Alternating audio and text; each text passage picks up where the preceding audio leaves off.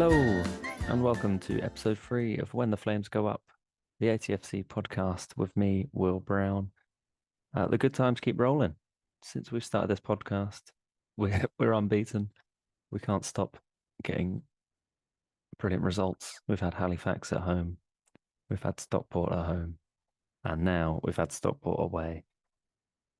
The 1-0 victory to send us into the third round of the FA Cup. We'll go into more detail in the show. We've got a panel of 4 people, including myself. But I just wanted to do a little intro to say what an unbelievable away support and following we had on Wednesday night. People coming from all over the place. People making all manner of journeys to get to and from Stockport on a freezing cold night when we're playing live on TV. Yeah, my own journey was a bit of a nightmare, to be honest. I got up there okay. Got up to Manchester. That was all fine. The only thing was the train from London to Liverpool Lime Street. On my coach was the Greg's work Christmas do, and it was basically just 20 lads that were basically treating it like an away day. So I was frantically looking on flash scores, thinking, oh, they must be like Millwall going up for a championship game tonight. No, couldn't see anything. And it wasn't until the train conductor had a word with them that, yeah, turns out big night out for Greg's. So yeah, that was a disruptive journey, but I managed to get maybe like 20 minutes sleep. Yeah, so basically what's happened is I've had to get a night bus home. That's the long and short of it. I'm living in London at the moment. So I've gone from Manchester Piccadilly 20 to midnight after the amazing result. So that was all fine. Freezing cold. And this bus just stops everywhere, basically. It goes Manchester to Manchester Airport. Pointless. Just there's got to be a special why does National Express have to stop there? No need. And at all of these stops, you get people coming on and like looking at your seat and stuff, and you're like, oh Christ, I just want to go to sleep. So I just put my headphones on and went away. But yeah, a night bus home. I managed to get plum seats right by the toilet. So stretch out my legs. Love it. Yeah, the only kind of problem was at 3 o'clock. Didn't warn us about this, by the way. This driver had been nice, just kind of putting on the lights when we got to a stop, telling us what stop it was, and then moving on. We go again. Easy. That's bus driving for you. Just, 442. We're going to our destination of London Victoria. So we thought. Get to Digbeth coach station in Birmingham. And then he starts this long spiel about how he's got to kick everyone off for 20 minutes because he can't leave us in the bus. So we're looking around.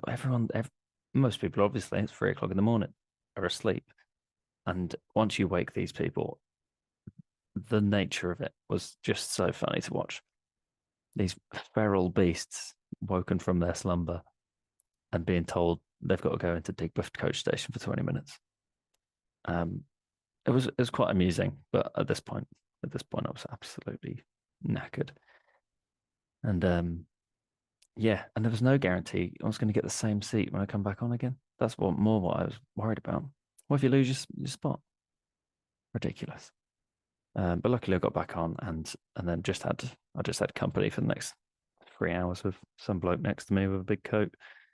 So yeah, it meant we got into London Victoria at 7:15 in the morning, and then straight to work 8:30. There it was. Easy as you like. Worth every second of it. Worth every second. I only watched the highlights or the goal back about 10 times on that bus as well. So worth being tired. I'm still tired now. It's Friday afternoon. Still recovering. I've got a panel of 4 chatting about the Stockport game, what they saw on TV, individual performances, those kind of things. We mentioned the FA Trophy victory against Eastleigh last week, and look ahead to the league and kind of the festive period as well. So enjoy the show, and I'll chat to you after. Right, let's get into it. So Aldershot defeated Stockport County at Edgeley Park on Wednesday night, 1-0 to go through to the third round of the FA Cup for the first time since 2013. West Bromwich Albion away on Sunday, 7th of January, is the third round tie that Aldershot earned. It came from an Ollie Scott 88th minute winner down the end where the Aldershot fans were housed. Yeah, it was a lovely little knock on. So we had Minogue's throw, Toby Rose little flick round the corner, Kwame Thomas dives and jumps in front of someone else. Scott gets a touch on it, and then Jack Barham out of nowhere hooks his foot to give it back to Scott, and then Scott slots home, and yeah, sent 274 Shots fans into delirium, and I assume at least 10 million around the world also leapt off their sofas. So yeah, let's get into the panel. We've got Julian, Ian, and a new guest this week, Callum Watson. So I'm going to throw it to you, Callum, for an intro into shot supporting. And what did you think of the goal and the game? Well, coming to me to introduce myself after what you just said about Stockport seems quite a downer.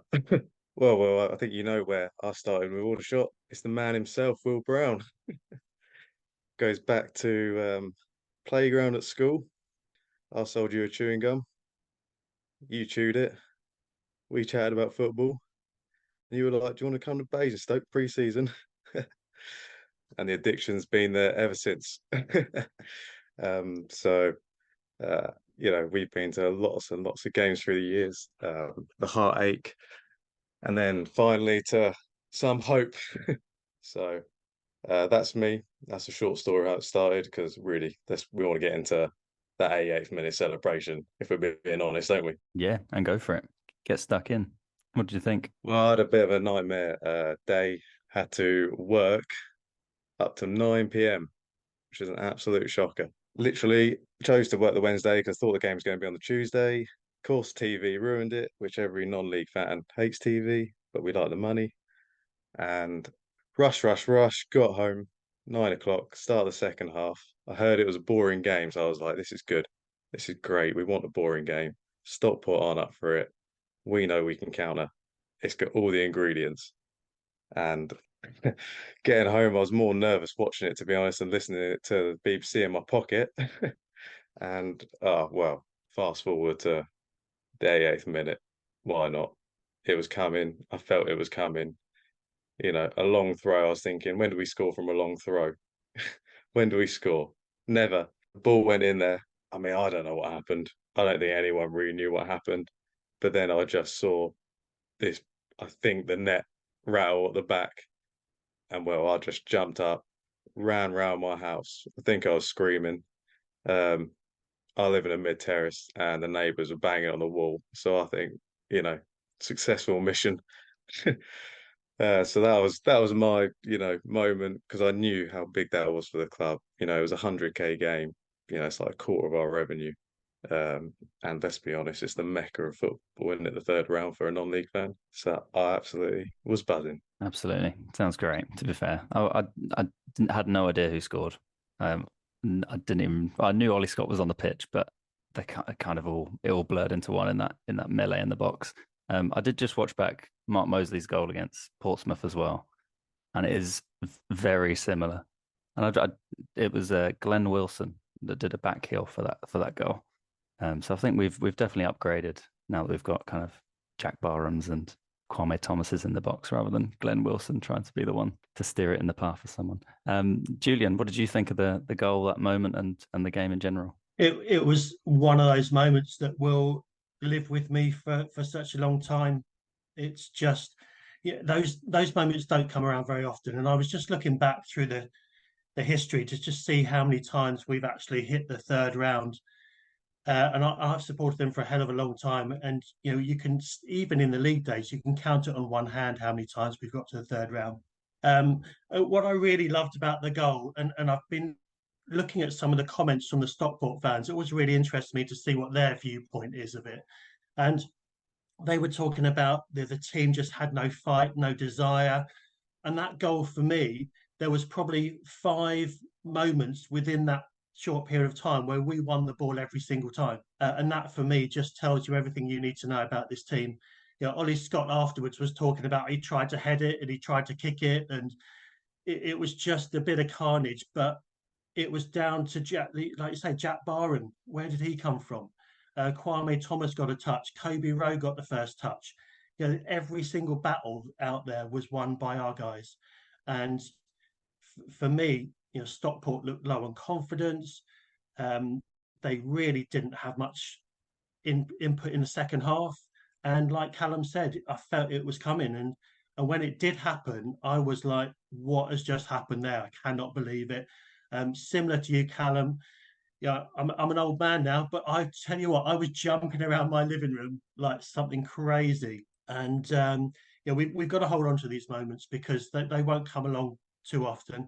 But hopefully, with this team, yeah, we'll get some more. Yeah, absolutely. Yeah, it was special, and definitely that confidence or the desire to get a foot on the ball was so visible in that move, and even winning the throw in as well down that side was all out of desire and trying to push forward and trying to, win those tiny little duels. And yeah, Ian, what did you think of the goal and the moment yourself? Yeah, no physical activity from me, but plenty of volume and enough to be told off from the wife in case I woke up my young children. So yeah, thrilled at the goal. And I was sort of trying to think back to maybe 20 years ago, like the playoff final, and the sort of chances we were having on those days.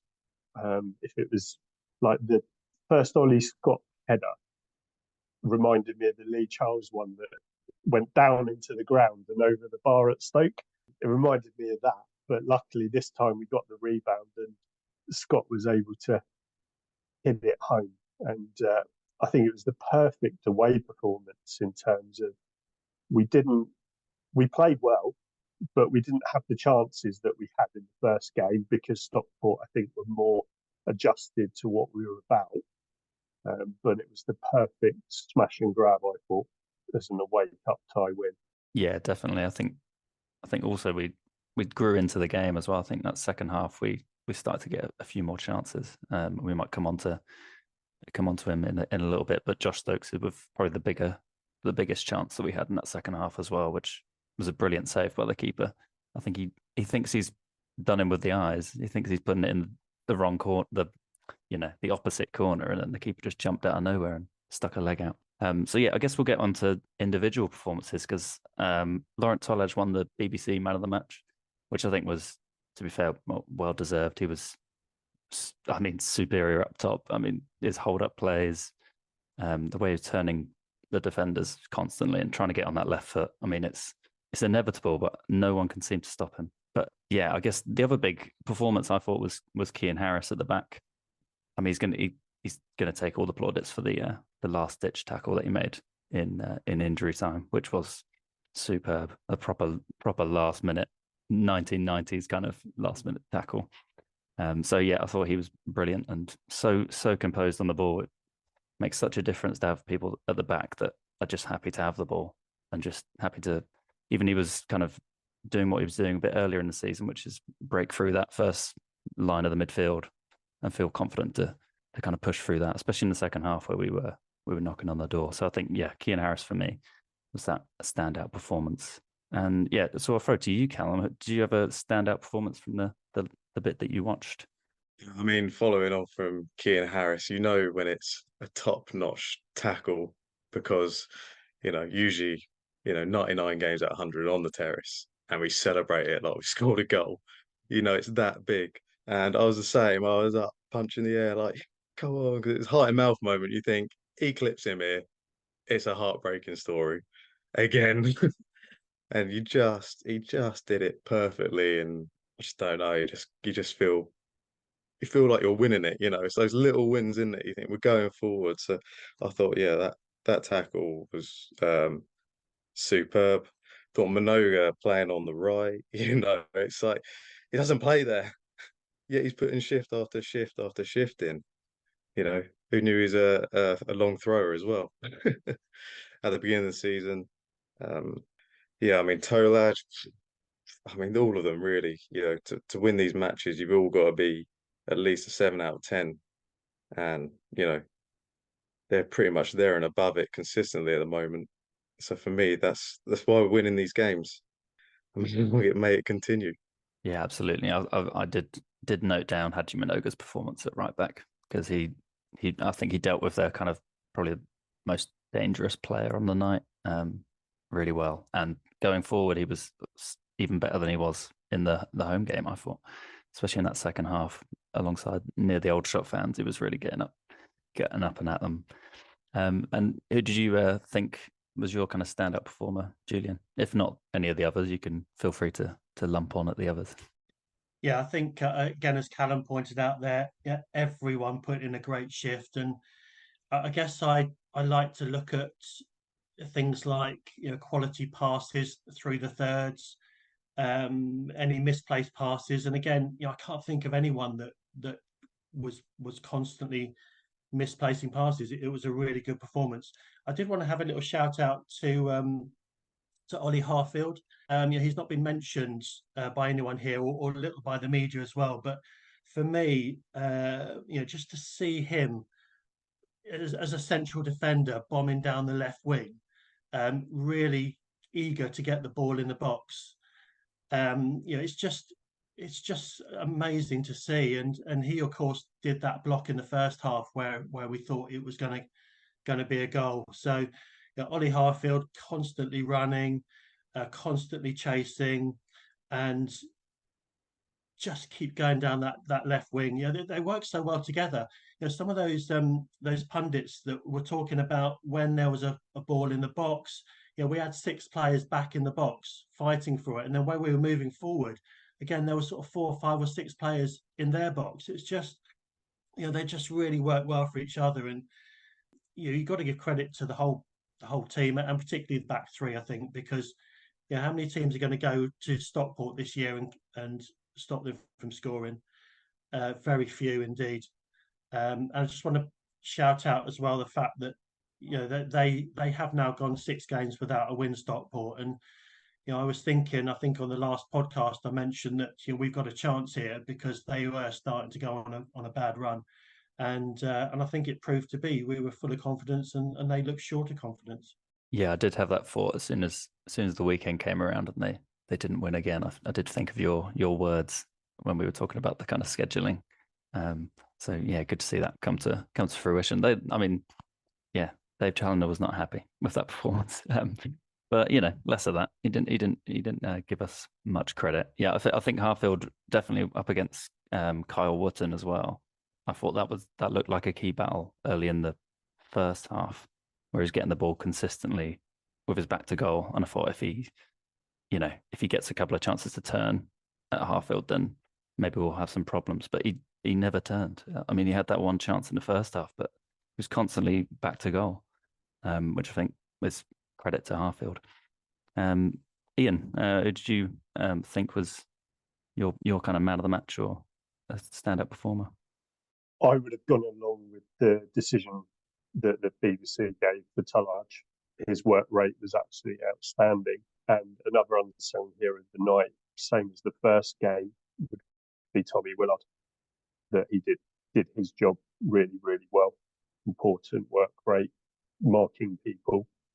And also, we mentioned the defence, but I think we should also give a shout out to Yordi, because he had a very, very solid game as well. And I think he's starting to enjoy the confidence of playing with those 3 as well. That's starting to be a really, really good unit. Yeah, absolutely. Yeah, definitely does feel like a good solid back 5 now. And whoever comes in seems to just slot in as well, which makes a big difference. I guess the kind of defining moment for me seemed to be that sub selection from Tommy Widrington about 70th minute, which was to take Frost off and bring on Kwame Thomas, which then pushed Tolaj into centre attacking mid, and then Stokes and Willard as our central midfielders, which felt like the most attacking thing you could have done. It doesn't work out quite like that because the formation is set up that we can have those attacking players move forward. But I did still think it was brave. I think Thomas coming on was a great decision by the end of it. Yeah, what did we think of that sub and the kind of difference that it made? Want to go to you, Ian? Yeah, I think it just was such a positive mood that it showed that we wanted to win the game. And I think even if we'd come out the wrong side, I don't think that would be a substitution you'd look to be critical of Tommy for that decision. That, yeah, Thomas with his extra physical presence as well, I think was completely the right thing. That Tommy must have been sensing there's an opportunity for one goal's going to win this and one goal be enough. And he went the brave option, which seems to be a feature of his management so far, especially in recent weeks. Yeah, absolutely. What do you think of it, Julian? That's I was quite nervous when I saw the substitution, if I'm being totally honest, because I was really concerned about them breaking through the middle of the park, and I would have probably put O'Keefe on a little bit earlier, just to sort of shore up the midfield. But I think we've said it quite a few times. We've got to trust in Tommy. He knows what he's doing, and it proved to be a great move. And I think I'm getting to the stage now where whatever I see, I'm thinking it's got to be the right thing, and you've just got to let him get on with it. And who are we? Who are we as supporters to make the right calls? So no, I was really pleased with the outcome. And even when we went 1-0 up, normally, going back to the good old days, my dad used to talk about give a goal away time, and I was thinking, do you know what? I cannot see us conceding, and I felt really confident, and that's grown in the last few weeks and months, and long may that continue. Yeah, I must admit, I was nervous. I was biting through my nails for that last 6 minutes. I don't know why. To be honest, we didn't really. I mean, other than the last ditch challenge and a couple of counterattacks forward, I felt pretty confident in between times. It's just there was something about, I don't know, something about Edgeley Park that just seemed like something silly was going to happen. So yeah, I guess let's move on to the tie that we've got coming up in January. West Brom away on a Sunday. It's been chosen for international coverage, so we get a trip to the Hawthorns in early Jan. I did note down that Woking, obviously, one of the most famous cup upsets of all time was Woking beating West Brom at the Hawthorns in the third round 4-2. So there's something we can do in 5-2, I think, just to really rub it in. Callum, what do you think of that West Brom away tie? Are you looking forward to it? Yeah, I mean, you've got to look forward to it. As you say, Woking won, but I think anything they can do, we can do better, can't we? So, Tommy's been going all season. We score one more, I think 5-2. Yeah, we could do that. But the Hawthorns, I mean, the history's there. They've won the cup 5 times. They've been in 10 finals.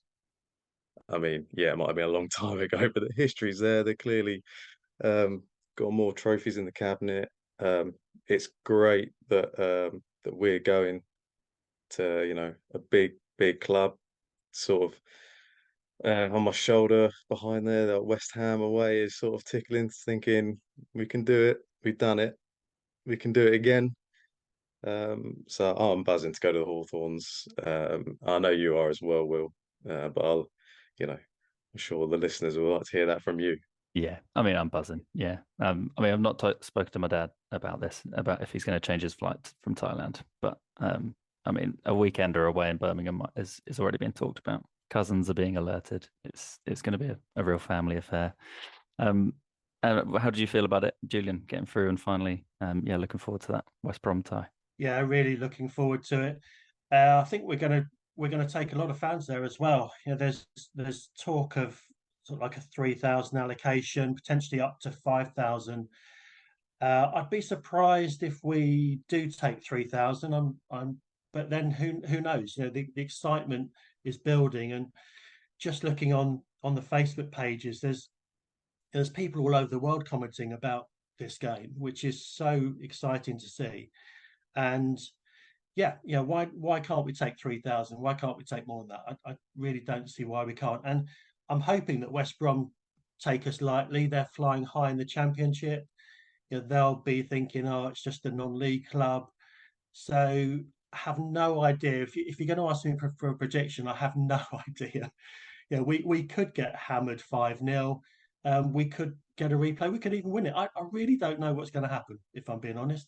But I tell you what, I'm going to enjoy the day. That's for sure. Yeah, I think it's also the perfect kind of location for a big away day for an Aldershot support. I mean, it's right in that middle, easy to get to from London and from like Reading and stuff. It means the northern fans aren't completely excluded. And we might get, the Tanzanian fan club over to watch Haji Manoga, so that could be interesting. And what do you think about it, Ian? I'm really excited. The more I think about this, the more I want to get to the Hawthorns. The old club never played there, so that's an exciting one that even everyone it's a new ground for, unless they've been there as a neutral, of course. And it's the right sort of stature. They're going well in the Championship. Will they be more interested in trying to get into the Premier League? And does that give us an opportunity? They're thinking more about league things. Will they rest players? Things like that. And I think I've been slightly surprised if we took near the 3,000, but I suppose if we took 1,200 to Swindon and the excitement that's followed, then maybe that's not so silly. But I'd probably be thinking around 2,000 fans. Yeah, I mean that sounds good, and that away end does look perfect. I mean, 2,000 and a 3,000 stand would be nice as well. It means everyone could kind of, I mean, for legal reasons, I can't say everyone's going to move to the top and whatever, but I'm sure they will.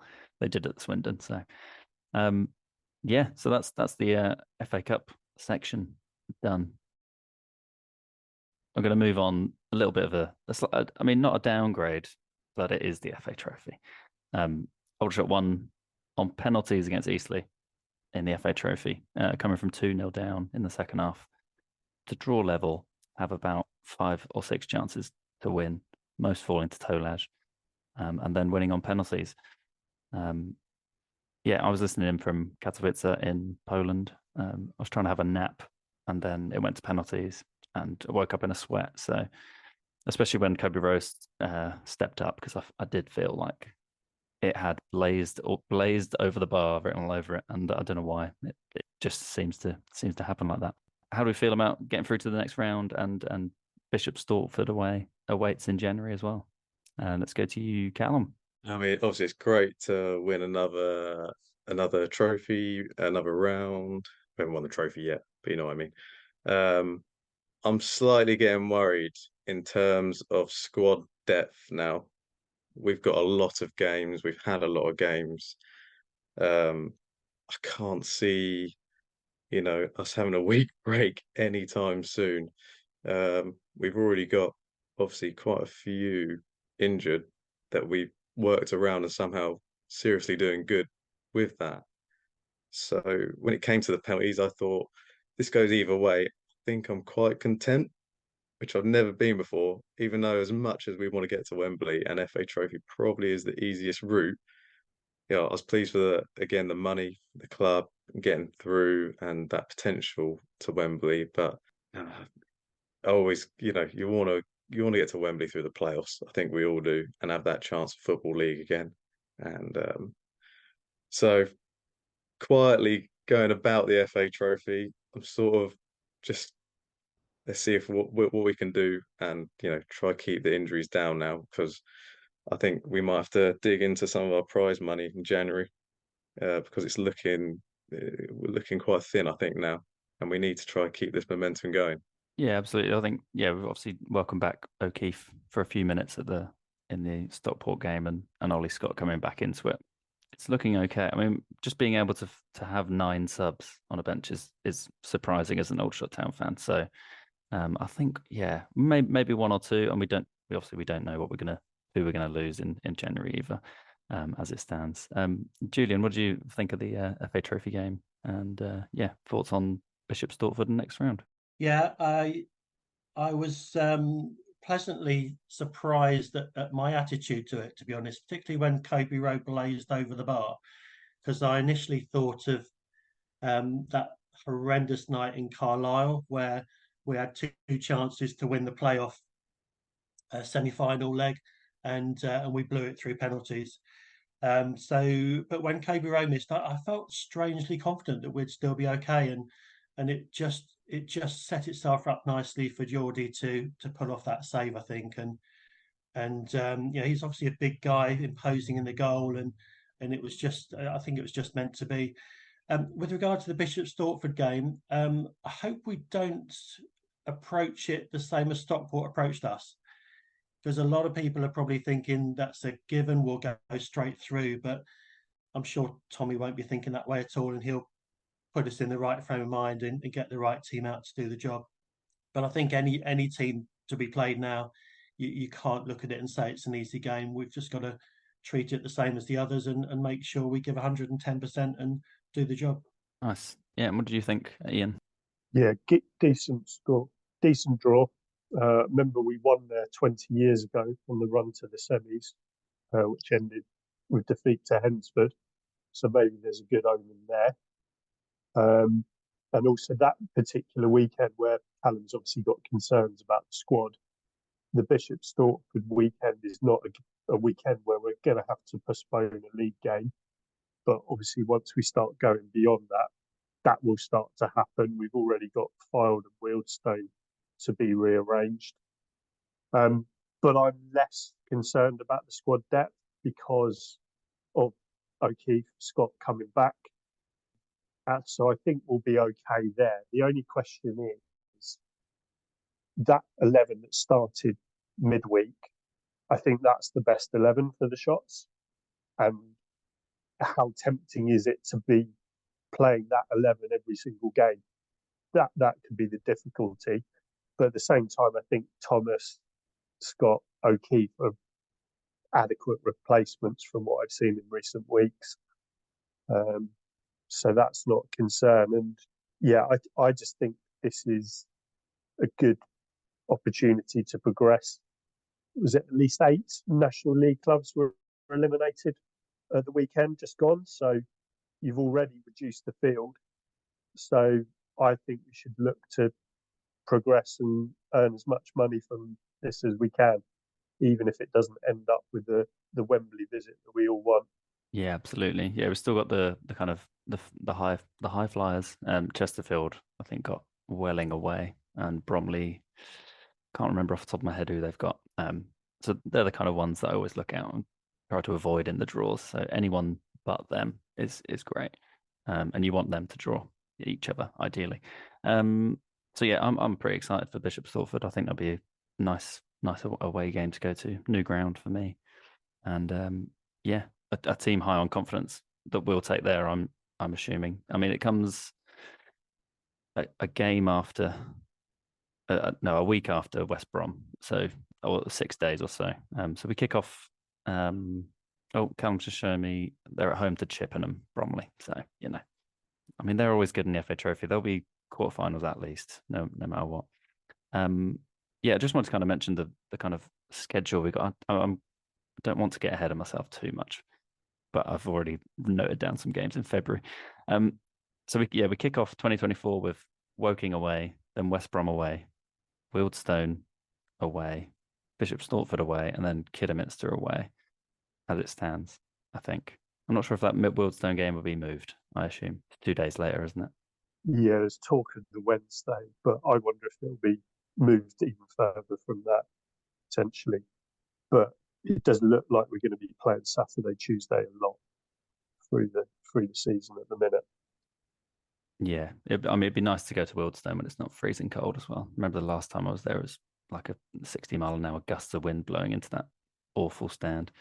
So I guess we can kind of park the FA Trophy until the new year as well, and the FA Cup, and then focus on the league for the remaining couple of minutes that we've got on the pod. So we've got Eastleigh at home in the league, back to the league after 3 weeks. And I've kind of put a note here saying the squad's looking strong now. So I might come to you first, Callum. How do you feel about getting back to league action? We've got Eastleigh and then Chesterfield and then Woking coming up. Yeah, I mean, it almost feels weird going back to league action after these few all our Christmases coming at once, as they say. Yeah, I don't think Eastleigh are going to be like seriously wanting to fight back against us after losing on penalties. I think 2 teams will go toe to toe. I think it's going to be fairly close, to be honest. Paul McCallum always had the say. probably going to have a say again. But yeah, obviously getting back to the league, I think we just want to keep these points ticking over and coming up to Woking. I mean, wow, wouldn't we love to stuff them? Especially this time. I really think they're going down this year, and to contribute to that with 6 points would be delightful. Lovely stuff. I mean, it's one of those ones where you think they're almost too big to go down. I mean, it'd be some fall from grace to come third and then 23rd or something. That would be wild. How are we feeling, Julian, about getting back to league action this week? Yeah, really looking forward to it. And some of the games that are coming up, not only this week, but before Christmas as well. There's some of the top teams are playing each other, which is always a good sign. I think we need to be careful of Woking, if I'm being honest. We don't want to be again riding on this super duper wave of optimism, expecting to win every game, because that's not going to happen. Noticed that Manny Olaleiki is back in the team at Woking.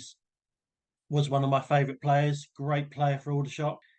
Really clever player as well, and he's had so many injuries over the last few years. But if he's back in the middle of Woking's midfield, making it tick, they've signed another player who's a winger who looks quite useful.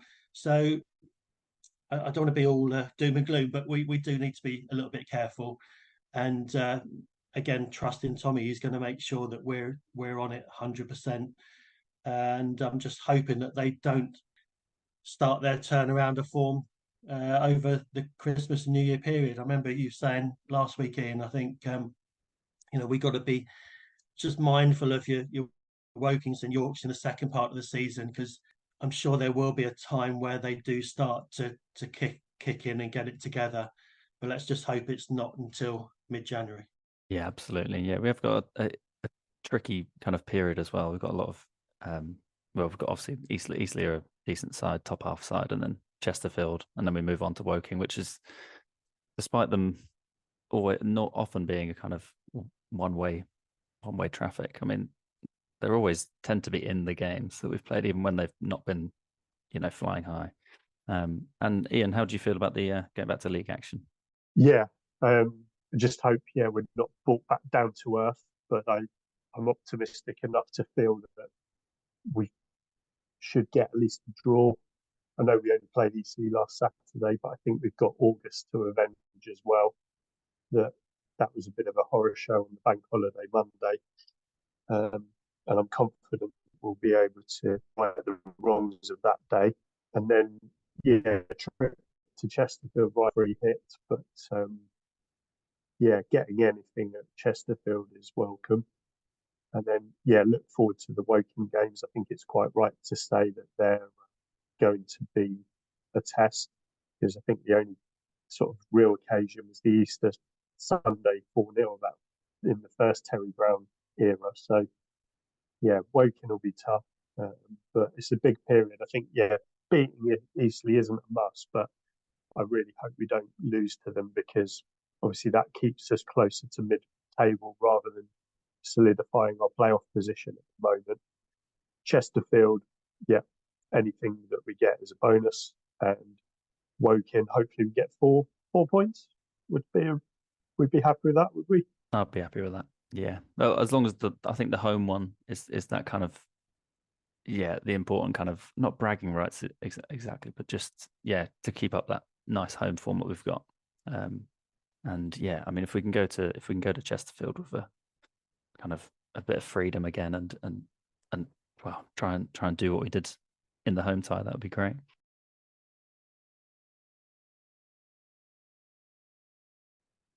And there we go. That was episode 3 of When the Flames Go Up, the ATFC podcast. Thanks for listening.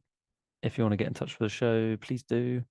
Email us at atfcpodcast@gmail.com and follow us on X or Twitter or at ATFC Podcast. It's just easy to post there when things are going live. So if you want to keep track of it, then do so there. Probably be back next week for episode 4, where we'll talk about Eastleigh and the festive period coming up, where we've got Chesterfield and a Woking double before we can start thinking about West Brom away. But we'll still talk about it, I'm sure. All right, bye.